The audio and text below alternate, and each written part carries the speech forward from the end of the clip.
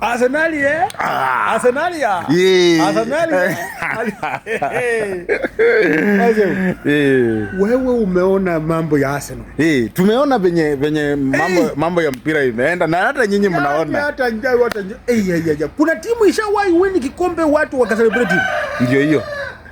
Arsenal ndio ya kwanza kwa sababu hata mnaona nyinyi wenyewe mnajionea.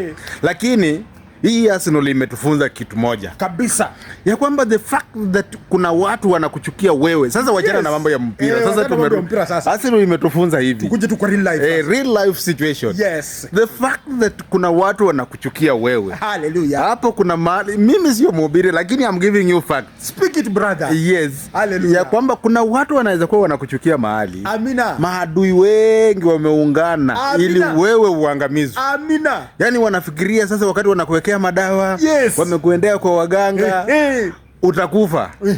My friend, kama Mungu amekuguza mkono ya kwamba utasucceed. You will succeed. Yes. Hata nini ifanyike. Wajua Arsenal ilikuwa imechukiwa na timu ngapi? Imechukiwa na timu zote za England. Man useless. Imechukiwa na Manchester City. Imechukiwa na Bournemouth. Imechukiwa na Everton. Imechukiwa na Tottenham.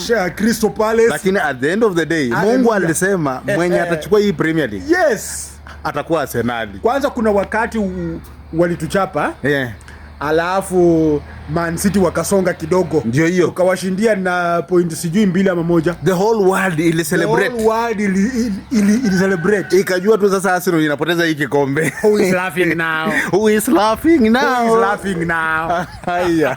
Thank you very important. Hallelujah. Thank you very much. Arsenal